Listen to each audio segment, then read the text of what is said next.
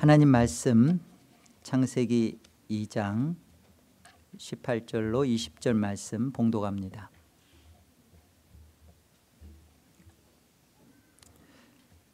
여호와 하나님이 이르시되 사람이 혼자 사는 것이 좋지 아니하니 내가 그를 위하여 돕는 배필을 지으리라 하시니라. 여호와 하나님이 흙으로 각종 들짐승과 공중의 각종 새를 지으시고 아담이 무엇이라고 부르나 보시려고 그것들을 그에게로 이끌어 가시니 아담이 각 생물을 부르는 것이 곧 그 이름이 되었더라. 아담이 모든 가축과 공중의 새와 들의 모든 짐승에게 이름을 주니라. 아담이 돕는 배필이 없으므로. 오늘 말씀 제목은 진정한 돕는 배필입니다.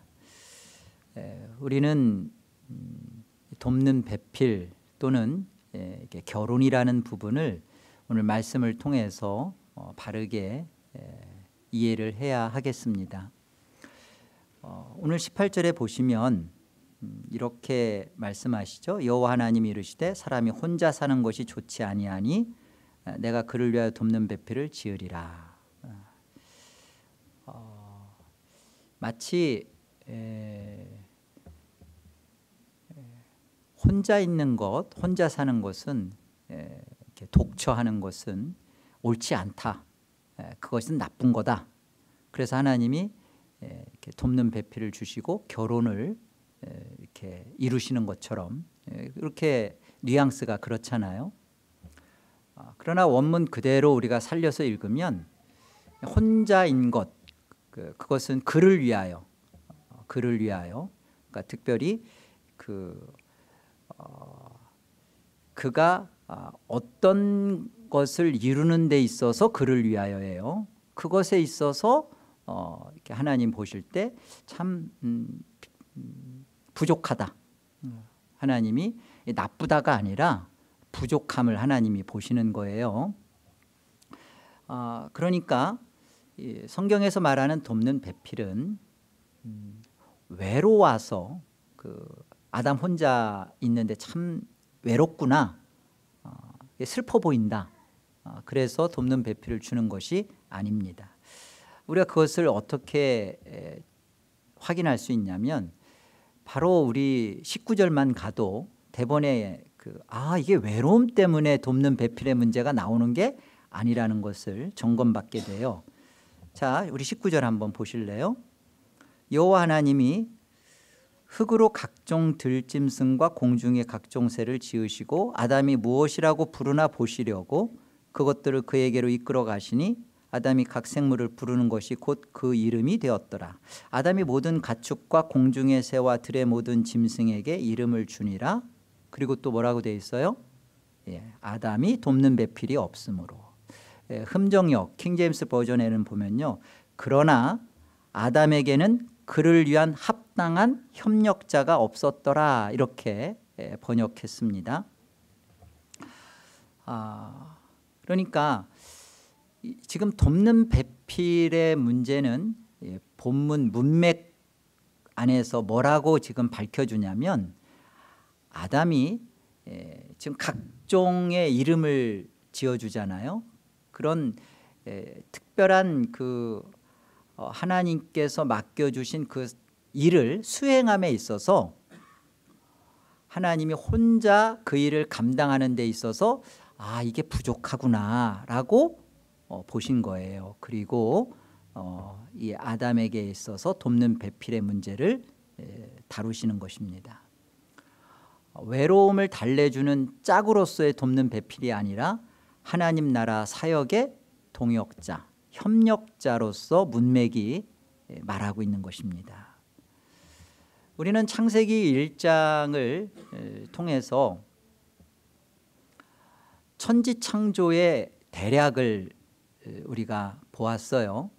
첫째 날부터 일곱째 날까지 이르기까지 하나님이 각 날마다 무엇을 만드셨는지를 보았습니다. 그런데 의도는, 하나님의 천지창조의 의도는 다른 게 아니라 하나님의 전능성을 과시하려는 것이 아니라 보이는 것을 통하여 보이지 않는 영적 세계, 물질 세계를 통한 영원한 하나님의 세계를 하나님 나라를 우리에게 인식시켜주고 그것을 통하여 우리의 구원을 우리에게 가르쳐주고자 함이었죠. 천지창조는 구원 이야기입니다.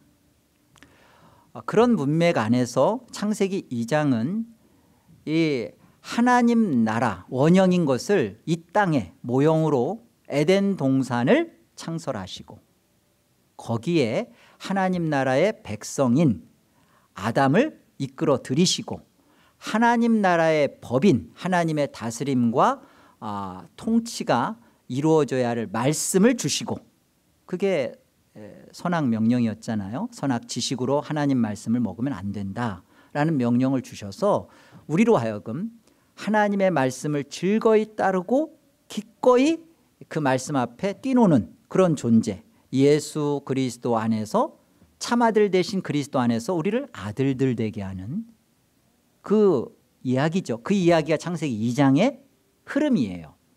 그 흐름에서 오늘 돕는 배필을 다루는 것입니다. 그러니까 이 돕는 배필은 결혼 주례사에 등장하라고 성경에 1차적으로 기록한 의도는 아니에요. 검은 물이 팥불이 되도록. 맞나요? 그래서 이렇게 서로 사랑하고 살아라.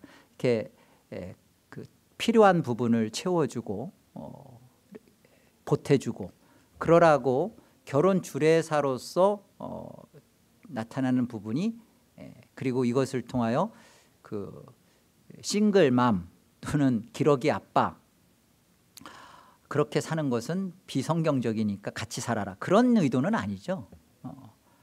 분명한 그 목적과 의도가 있습니다. 하나님 나라의 그 경작 활동과 관련하여 남녀를 다루고 결혼을 소개하시는 겁니다. 여러분들이 굳이 동의 안 해도 돼요. 그 성경이 밝히고 있는 사실대로만 여러분이 그 안에 문제를 들여다보시면 됩니다. 돕는 배필은 사역과 관련되어 있구나. 성경은 이 부분 속에서 지금 돕는 배필을 말하고 있구나라는 것을 여러분이 한번 되돌아봤으면 합니다. 결혼은 왜 하셨나요? 또 가장 따끈따끈한 결혼하신 분들이 최근에 2년 되신 건가요? 왜 하셨는지. 여기 또 결혼은 이제 그 지금 뭐 30년, 50년 되신 분도 계시고 결혼 왜 하셨어요? 이 눈꺼풀이 콩딱지가 껴가지고 이제 그냥 하셨나요? 하셨죠, 그렇게. 하고서 내가 이 후회할 결혼을 왜 했나 지금 날마다 발등 찍고 사시죠? 웃는 분들은 다 동의하시는 거예요. 안 웃는 분들은 동의하면서 감추는 거죠. 어떻게 우리 가정 얘기를 알까? 여러분 다 그 지금 서로 그냥 죽고 못 살아서 만났는데 다 왼수로 지금 이렇게 지내고 있잖아요. 저희 가정 빼고입니다. 결혼은 또 우리 자녀들한테 여러분 왜 하라고 이렇게 종용하죠? 지금 그 벌써 나이가 30이 넘었는데 결혼 안 하고 있는 자녀들을 보면 막 여러분들 막 이렇게 마음에 조급함이 생기잖아요. 빨리 결혼해서 이거 해치워 버려야 되는데 결혼은 우리가 왜 하도록 자녀에게 뭐를 목적도 없기 때문에 하라고 우리가 이렇게 가르쳐야 할까요? 세상 가치관과 기독교 가치관의 차이점을 우리는 분명히 해야 됩니다. 예수를 믿고 성령으로 거듭났다고 하면서 여전히 그 사람이 거듭났음에도 불구하고 거듭난 삶의 태도를 견지하지 않고 살아가지 않는 대표적인 모습이 결혼에 대한 이해예요. 바뀌질 않아요. 결혼은 이렇게 사랑 때문에 하는 거다. 그리고 결혼은 행복을 추구하는 거다. 그게 불신자들과 뭐가 다른가요? 똑같아요. 불신자들도요 사랑해서 죽고 못 살아서 결혼합니다. 그리고 또 이렇게 신자들만 안 싸우고 그러는 거 아니에요. 불신자들도 인꼬 부부 있어요. 어쩌면 저렇게 안 싸우고 사시는지, 어쩌면 한 사람 죽으면 따라 죽을 만큼 저렇게 사랑하고 사는지 있어요. 그죠?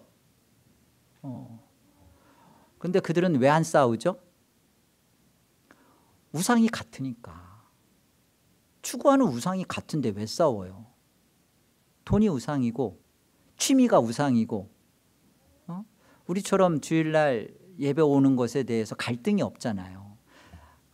남편은 주일날 예배 오려고 하는데 아내는 그러지 맙시다. 우리 총 들고 산에 올라가서 노루 한 마리 잡읍시다. 뭐 이렇게 갈등이 안 벌어지지 않아요.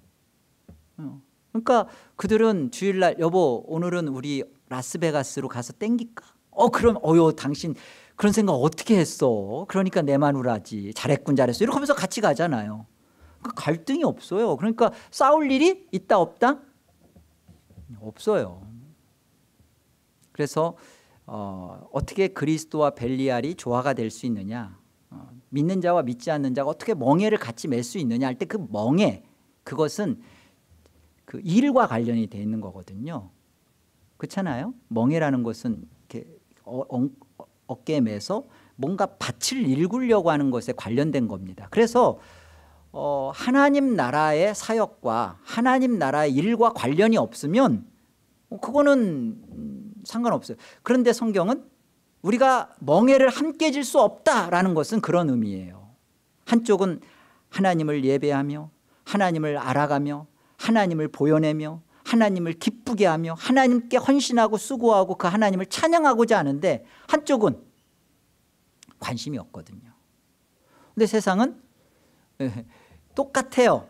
그 인꼬 부부가 바라는 것은 정말 추구하는 바가 같으니까 그런 거죠. 그래서 사랑 때문에 결혼합니다라는 말은 사실은 성경의 논리에는 맞질 않습니다. 오늘 창세기 2장을 통한 우리는 결혼이라는 것은 인간의 어떤 필요, 이렇게 혼자 지내는 때는 내가 밤이 너무 길다, 너무 이런 표현을 해서 죄송해요.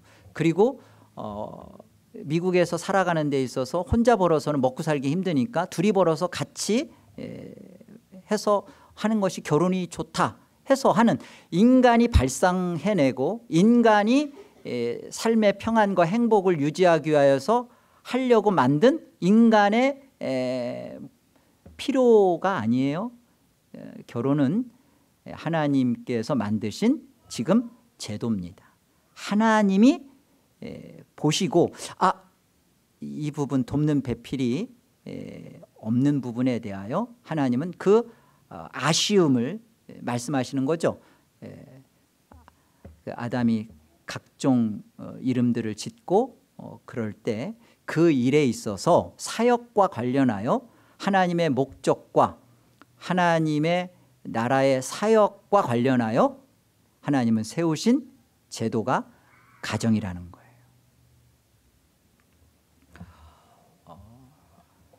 우리가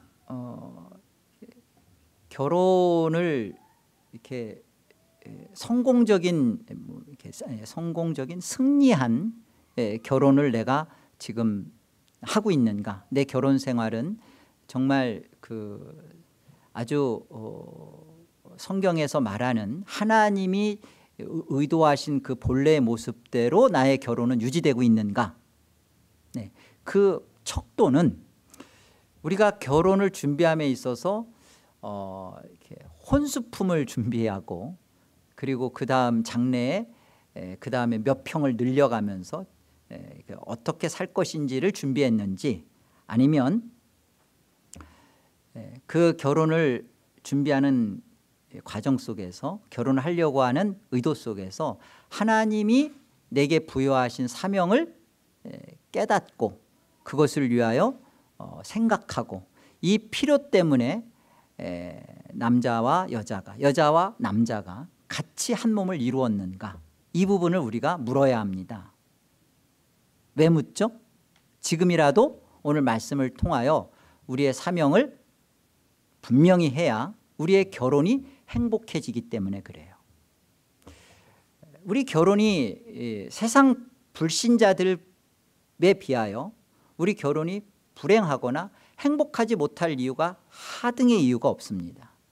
우리는 그들이 원하는 사랑을 추구하여 만족하는 존재들이 못 돼요. 우리가 예수 그리스도를 가진 성령을 내 안에 담집하고 있고 성령이 있는 자는 전혀 다른 가치관으로 배부르고 만족하는 존재들이에요.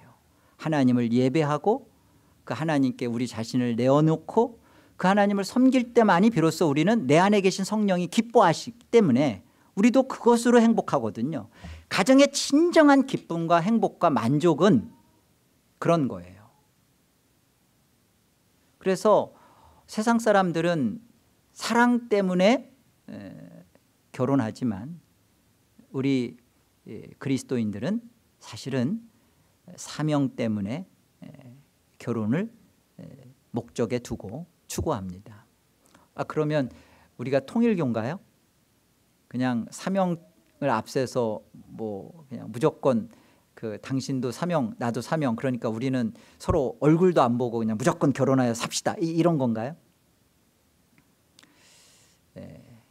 하나님께서 원래 목적하신 의도와 방법이 우리에게 가장 큰 기쁨과 가장 큰 행복과 만족과 배부름과 즐거움은 하나님이 이 하나님을 알아가고 하나님을 보여주며 하나님 나라를 함께 일궈갈 때 가장 행복하다라는 것을 하나님은 아셔요. 그리고 우리에게 그 행복을 주신 거예요. 그런데 그것이 그 하나님이 주시는 사랑과 행복이 우리한테는 뭐로 오는 거예요? 사명으로 오는 거예요. 그래서 이 사명 속에서 하나님을 알아가면서 하나님 나라를 함께 섬겨갈 때 하나님이 본래 주려고 했던 그 사랑의 부유함을 맛본다. 그 사랑이 더할 수 없이 부유해지고 풍성해지고 깊어간다. 틀림없는 얘기입니다. 자, 19절 말씀을 우리 다시 한번 보시면 이 사명이 대체 과연 그러한가, 왜 이 사명 속에서 우리는 진짜 행복을 맛볼 수 있는가를 한번 살펴보죠. 여호와 하나님이 흙으로 각종 들짐승과 공중의 각종 새를 지으시고 아담이 무엇이라고 부르나 보시려고 그것들을 그에게로 이끌어 가시니 아담이 각 생물을 부르는 것이 곧 그 이름이 되었더라. 여러분, 그 이름을 짓는다라는 것은 존재에 대한 통치권과 소유권을 갖고 있다라는 설명이에요. 부모가 자녀의 이름을 짓잖아요. 그것은 부모로부터 부모가 가지고 있는 그 권리와 그리고 이 자녀에 대한 기대감, 그리고 이 자녀에 대한 내가 어떻게 이 자녀에 대해서 양육하며 내가 바라며 소원이 담겨 있는 거거든요. 아담은 하나님 나라의 지금 대리 통치자로서 하나님 나라의 모습을 일구어가는 데 있어서 각각의 이름들을 짓는다는 것은 아담이 지금 청지기로서의 하나님의 권위를 위임받은 자로서의 통치권을 지금 행세하고 있는 것입니다. 각각에게 그 이름을 지어준다라는 것은 그 존재의 속성에 대한 정확한 이해와 파악을 하면서 규명해 간다는 거예요. 우리가 잘못 이해하면 아담이 이름 짓는다 그러니까 아담이 코가 기르니까 아담이 코끼리라고 이름을 지었고 다 기린은 기린이라고 적고 뭐 사자라고 적고 토끼라고 적고 이게 다 아담이 그 이름 적구나. 지금 그 아담이 한 그 이름 짓는 일로만 생각한단 말이에요. 아담이 정말 생물들 다 하나하나 다 그렇게 지금 이름 짓고 다 그거 얘기하는 건가요? 코가 길어서 이해하는 것은 우리 한글이고 영어로도 그가 코가 길어서 그렇게 이해한 거 아니잖아요. 아담에게 이름을 지금 짓는다라는 이 성경의 이 표현은 아담은 하나님의 대리 통치자로서의 각 존재에 대한 정확한 그 속성을 규정하고 규명해 가고 있다라는 설명이에요. 무슨 말이냐면 자 보세요.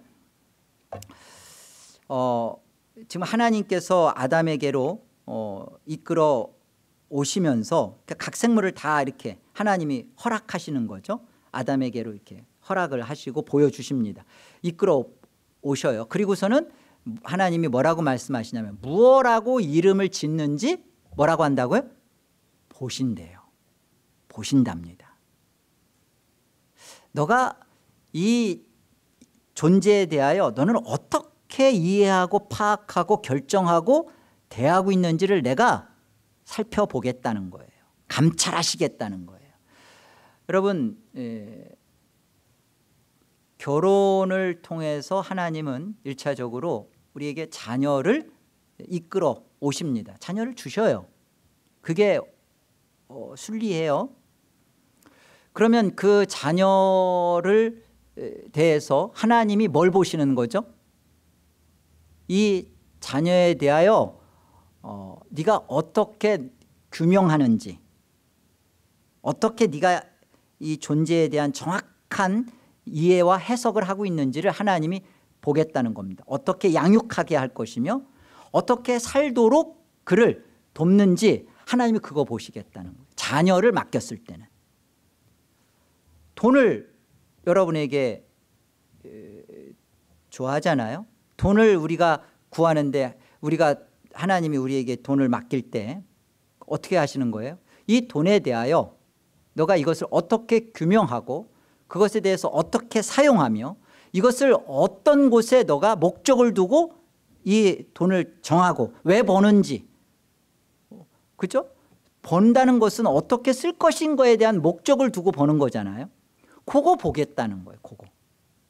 하나님이 보시는 것은 그겁니다. 이 돈에 대하여 너가 어떻게 규정하고 있는지.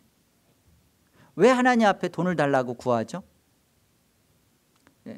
하나님이 내게 그 돈을 이끌어 오셨을 때 하나님이 내게 보시려는 목적에 내가 부합한 기도를 하고 있나요? 그렇다면 우리는 하나님 앞에 정말 돈을 구해야 되는 거죠. 자녀에 대한 문제도 그렇고요. 명예, 우리가 명성과 성공, 세상으로 말하면 출세, 그게 잘못된 건가요? 그것에 대하여 하나님이 우리에게 그것을 주셨을 때 우리가 그것을 바르게 규정하냐 말이에요. 지금 그 얘기를 하시는 거죠. 하나님이 아담에게로 이끌어 오시는 것은 이 모든 것을 무게감 있게 하나님 앞에서 우리가 그것을 감당하는지를 보시겠다는 겁니다. 자녀를 이끌어 오시고 돈을 이끌어 오시고 명예를 이끌어 오시고 그래서 책임 있게 그 무게를 감당하는지 하나님이 감찰하시겠다는 거예요. 우리가 자녀를 하나님이 우리에게 주셨을 때 자녀에 대한 우리의 분명한 이해는요, 자녀는 우리가 자녀에 대해서 주장하는 태도를 가져서는 안 돼요. 자녀는 하나님께서 우리에게 맡기셨을 때는 우리가 그 자녀로부터 대접받고 그 자녀 위에 군림하고 또 자녀가 우리의 노후 대책이 되거나 자녀가 있어야 사람들한테 평판과 인정을 받는 하나의 나에게 있어서의 필요한 액세서리가 아닙니다. 자녀가 성공하면 부모의 이름이 드러나기 때문에 내가 어떻게든지 얘를 성공시켜야겠다라는 나의 출세 목록이 아니에요. 우리는 자녀를 통해서 우리가 하나님의 마음을 배우는 겁니다. 우리가 섬기는 거예요. 자녀를 섬겨야 되고요. 그리고 또 이 자녀를 양육하면서 자녀의 입장에서 하나님의 마음을 우리가 배우죠. 그래서 자녀에게 하나님을 보여내는 자로, 섬기는 자로 자녀가 우리에게 이끌어오는 겁니다.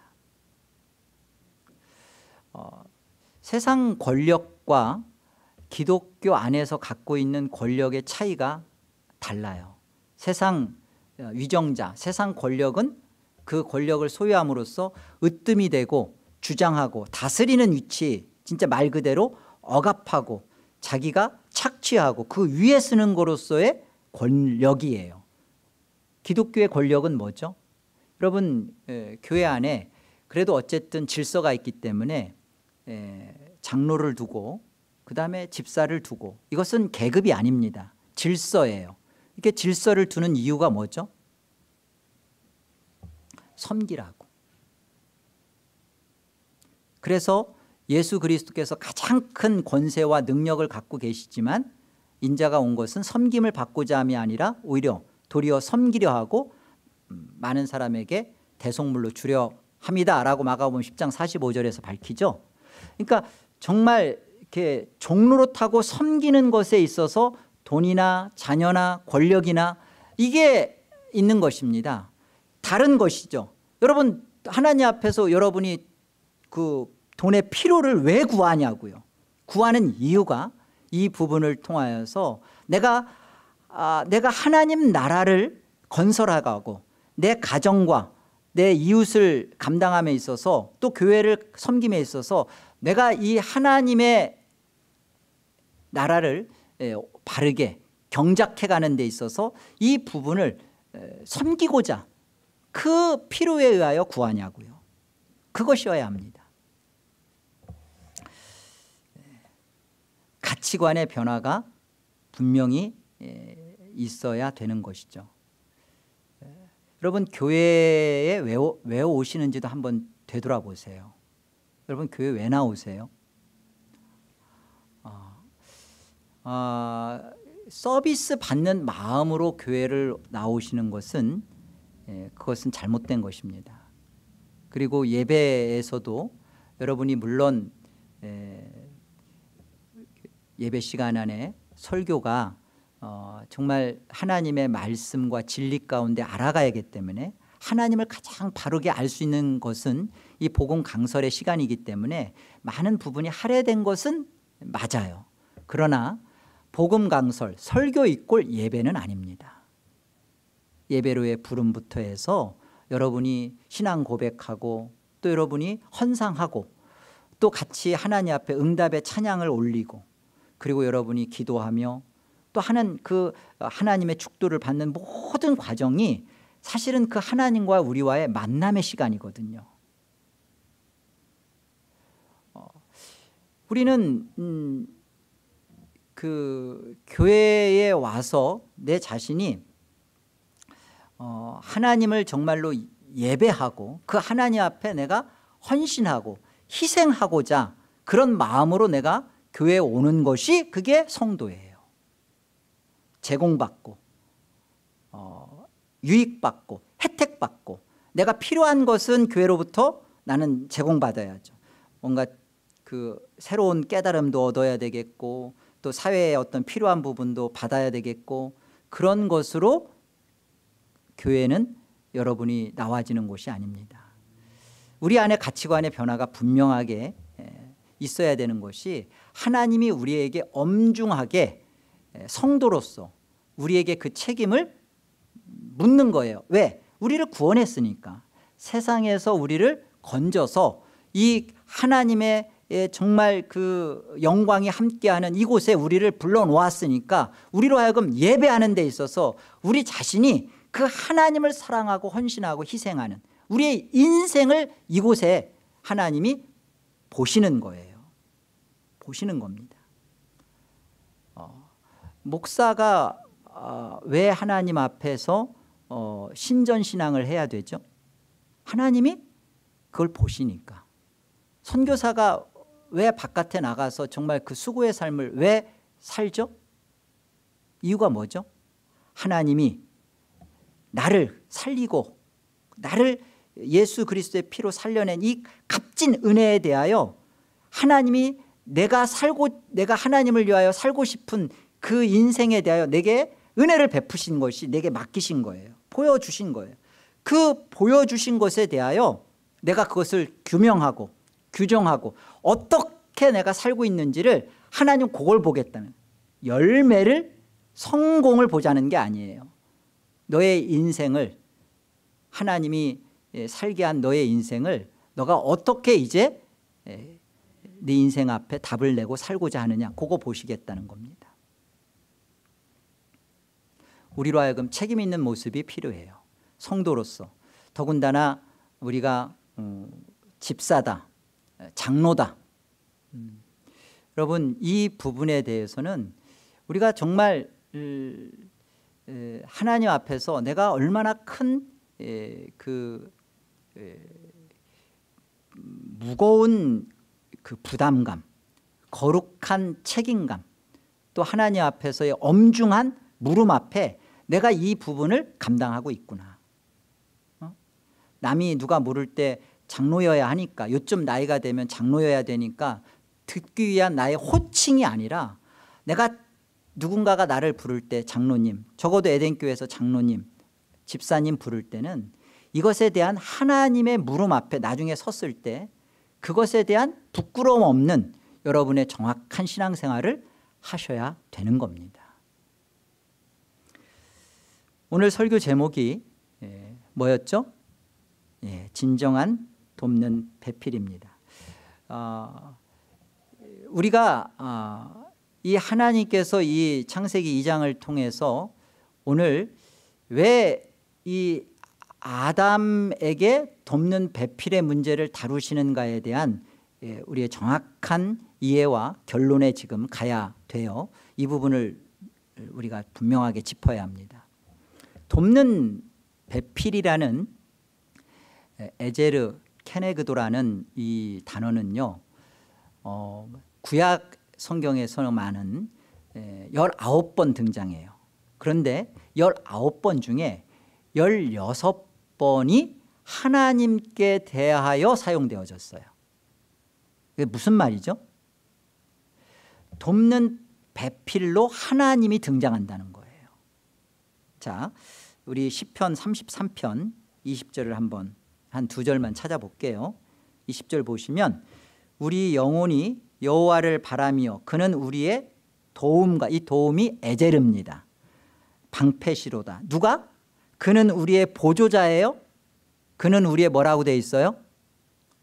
도움이라고 돼 있죠. 이 도움이라는 것은 구원자라는 뜻이기도 하고요, 그 군사적 원병이라는 의미를 갖고 있습니다. 여러분, 그 적과 대치해서 막 싸우고 있는데 그 밀리고 있어요.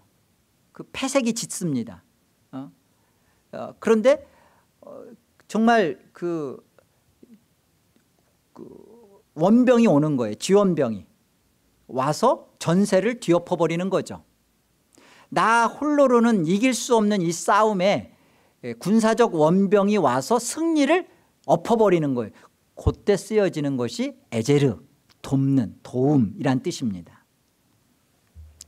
시편 70편도 가보면, 나는 가난하고 궁핍하오니 하나님이여 속히 내게 임하소서. 주는 나의 에제르시오. 나를 건지시는 이시오니 여호와여 지체하지 마소서. 우리가 돕는 배필을 성경에서 1차적으로 하나님께 대하여 사용했다라는 것은, 돕는 배필 그러면 우리 생각에는 뭔가 좀 부족한 것을 채워주는 메꾸는 존재구나, 나보다는 좀 열등하고 하등적 존재구나. 그래서 뭐 이렇게 남자와 여자, 남편과 아내 역할을 얘기할 때 항상 이제 아내를 돕는 배필로 얘기할 때마다 뭐야? 여자는 뭐가 부족해? 에? 그러면서 부족하지 않습니다. 갈비뼈로 만들었습니다. 똑같습니다. 이렇게 말을 해주지만 그래도 항상 마음속에 돕는 배필이니까 내가 뭔가 좀 모자라니까, 그죠? 아니에요. 돕는 배필이 의도하고 있는 바는요, 훨씬 더 우월하고 탁월하고 더 나은 겁니다. 그 재질 자체도 다르잖아요. 뭐 재질도 다르죠. 흙이고 이쪽은 갈비뼈라고 하니까 누가 그러더라고요. 흙이라도 이쪽은 본 차이나로 만든 거라고. 열등한 존재를 열등한 존재가 와서 승리를 뒤엎어 버릴 수는 없습니다. 싸우는데 나보다 더 힘센 자, 내가 갖고 있지 않은 능력을 가진 자가 와서야만 전세가 역전될 수 있는 거죠. 하나님이라고 그러잖아요. 하나님께서 우리의 에제르이시다, 돕는 자시다. 그러니까 돕는 배필은 훨씬 더 우월하고 탁월한 존재여야만 가능해요. 그래야 도울 수가 있는 거예요. 여러분, 1차적으로 여성들의 긍지를 일단 이 시간 확 바꾸세요. 그동안은 내가 뭔가 좀 남편한테 좀 이렇게 뭔가 아니에요. 예. 이쪽이 홀로 쓸 수 없고 이쪽이 그 일을 감당하는 데 있어서 안 되는 거예요. 그래서 하나님은 돕는 배필의 모습을 지금 보여내는 겁니다. 못 감당한다라는 의미보다는 훨씬 더 하나님의 일에, 나라에 같이 멍에를 짐으로써 하나님 나라를 더 확장하고 확연하게 드러내며 더 풍성케 하는 일에 돕는 배필이에요. 그렇기 때문에 이게 이제 신약으로 나타나면 이 관계가 어떻게 확장되고 드러나냐면, 이제 이 아담이 지금 이름을 짓잖아요. 이 아담이 가지고 있는 모습이 예수 그리스도의 예표이며 대표예요. 예수 그리스도로서의 역할자로서 지금 아담은 그 일을 하는 겁니다. 그렇다면 예수 그리스도가 하신 그 사역에 대하여 존재를 정확하게 규정하셨고, 예수님은 그 일을 성실히 수행하셨고 이루셨어요. 그런데 이 일에 대하여 하나님은 돕는 배필로 누구를 등장시키죠? 예수 그리스도께서 십자가에서 죽으시고 부활 승천하신 다음에, 그 다음에 등장하시는 이가, 하나님이 예수의 이름으로 보내시는 이가 누구예요? 맞아요. 성령 하나님이 돕는 배필자신 거예요. 그렇기 때문에 우리가 이해를 해야 될 건 뭐냐면, 이제 남편과 아내의 정확한 성경적 그림은, 남편은 예수 그리스도의 역할자요, 아내는 성령 하나님의 그림자의 역할자구나. 똑같이 남편은 아담으로서 예수 그리스도의 그림자고, 아내는 성령 하나님의 그림자란 말이에요. 확인해 보겠습니다. 요한복음 14장 가보죠. 16절입니다. 내가 아버지께 구하겠으니, 예수님께서 하시는 말씀입니다. 그가 또 다른 보혜사를 너희에게 주사 영원토록 너희와 함께 있게 하리니. 그러니까 또 다른 보혜사라고 말씀하셨으니까 예수님도 사실은 보혜사신 거예요. 그런데 또 다른 보혜사를 말씀하시죠. 그 보혜사가 누구냐면 17절, 그는 인격이시죠. 그것은 그러지 않죠. 그는 진리의 영이라. 또 다른 보혜사는 진리의 영이라. 세상은 능히 그를 받지 못하나니 이는 그를 보지도 못하고 알지도 못함이라. 그러나 너희는 그를 아나니 그는 너희와 함께 거하시며 또 너희 속에 계시겠습니다. 내가 너희를 고아와 같이 버려두지 아니하고 너희에게로 오리라. 조금 있으면 세상은 다시 나를 보지 못할 것이로되 너희는 나를 보리니 이는 내가 살아있고 너희도 살아있겠습니다. 그날에는 내가 아버지 안에 너희가 내 안에 내가 너희 안에 있는 것을 너희가 알리라. 예수님께서 이 땅에 오셔서 하신 구속 사역은 십자가에 죽으시고 그가 우리의 죄가 되어서 하나님 앞에 심판받는 일을 하셨습니다. 예수님께서 팔레스틴 땅에 그 무리들을 만나고 또 그들 가운데 제자들을 양육하고 하는 일은 사실은 제한적이었어요. 편재하지 못했습니다. 많이 만난 무리들, 뭐 5천 명이라고 얘기하는 오병이어 사건을 통해서도 다 계수해 봐도 2만 명을 넘길 수 없는 그런 거였죠. 그런 그 예수 그리스도가 이제 십자가의 죽으심으로 말미암아 당신의 자녀들의 온전한 구원을 성취하시고 이제 그 자녀들 안에 성령으로 함께 예수 그리스도의 영으로, 예수 그리스도가 영으로서, 그 이름이 성령이니까요. 예수 그리스도의 영, 하나님의 영, 이게 성령이잖아요. 진리의 영. 그 예수 그리스도께서 영으로서 내가 너희와 함께 하겠다. 그래서 그날에는, 성령이 오시는 그날, 정말 그 교회가 탄생되어지는 그 오순절 성령 강림으로 말미암는 그날, 우리 안에 성령이 오셔서 내가 교회가 되는 그날, 내 안에 이제 예수 그리스도께서 과거 팔레스타인에서는 3년여간 정말 무리들과 한 지역에서만 있었지만 이제 우리 안에 각각의 심령 안에 그 예수 그리스도가 우리와 동행하고 함께하는 영으로서 함께 하시겠다는 거예요. 그 일의 모습으로 돕는 배필자로 등장하는 게 성령이십니다. 성령 하나님께서는 바로 예수 그리스도께서 다 이루시고 성취해내시고, 그리고 예수 그리스도가 가르치셨던 그 진리, 그리고 행하셨던 그 사역에 기반하여 그것 때문에 오신 것이고, 그것을 기반하여 그 일을 우리에게 알리게 하시고 가르쳐 주시게 하시고 생각나게 하시고 그 일을 이루어 가시는 거예요. 그러니까 우리 안에 진리의 영으로 오셔서 우리를 진리가 되게 하시는 그 일을 하시는 겁니다. 돕는 배필자, 진정한 돕는 배필자로 오신 성령님. 그래서 그 성령님을 만난 자, 그 성령님을 가진 자는 이제 어떻게 살아요? 남편은 예수 그리스도의 그림자로서의 그 남편의 역할을 수행하게 되고, 아내는 성령 하나님의 그림자로서의 그 아내의 역할을 돕는 배필로 감당하는 것이죠. 오늘 말씀은 그런 거예요. 누가 우월하고 탁월하고 또 아담이 혼자 사는 게 외로우니까 결혼은 외로움 달래주는 짝으로서 있는 것이고 결혼 주례에 등장하는 것처럼 그런 의미는 아니라고 봅니다. 우리가 성경 전체적으로 우리 안에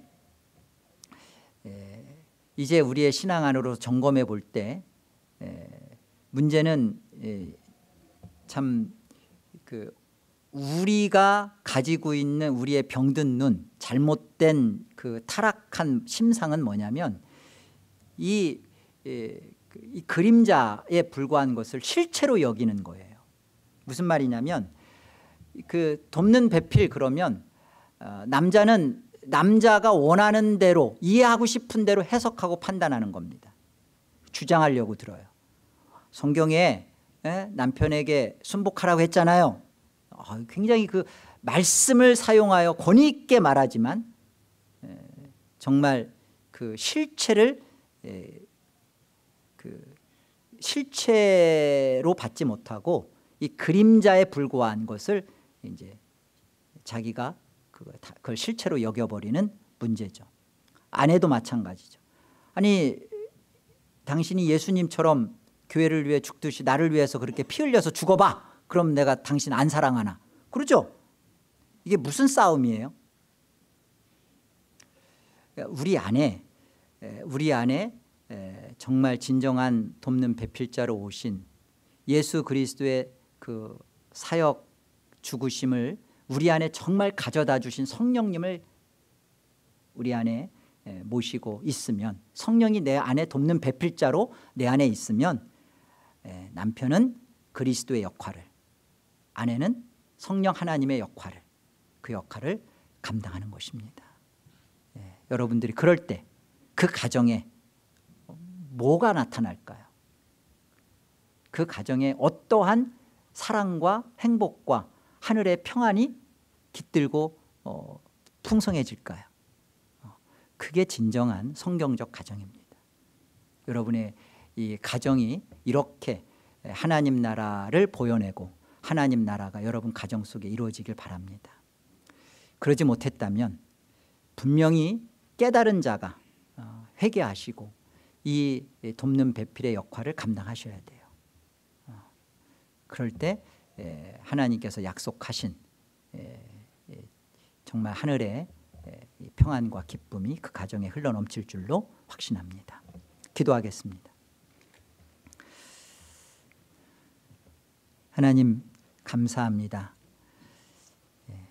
우리에게 진정한 돕는 배필자는 성령 하나님이십니다. 또 이 성령 하나님을 우리가 우리 안에 참된 돕는 배필로 만났을 때 우리는 각각의 자리에서 남편은 예수 그리스도의 역할을, 또 아내는 성령 하나님의 역할을 잘 수행함으로 하나님 나라를 건설해 가고 하나님 나라를 바르게 예배하며 그에 따르는 어떠한 희생과 헌신과 수고도 감당할 수 있다라는 것을 깨닫습니다. 하나님, 이것이 불행인가요? 이것이 눈물이고 아픔인가요? 하나님 압니다. 이것이 얼마나 가장 빼앗길 수 없는 하늘의 기쁨이고 행복이고 이것이 진정한 하늘의 배부름인지 우리는 압니다. 이제 이렇게 살고자 합니다. 이렇게 가정 안에서 하나님이 주신 원래의 목적대로 그 역할을 잘 수행해 가므로 하나님 나라를 가정을 통하여 보여내길 원합니다. 하나님, 우리를 보면서 세상이 참으로 이 가장 빼앗길 수 없는 이 사랑과 행복을 부러워하게 하시고 하나님의 영광으로 들어오고자 정말 사모하는 그런 마음을 갖도록 우리 가정을 하나님 우리가 책임 있게 무게감 있게 감당해 가게 하여 주옵소서.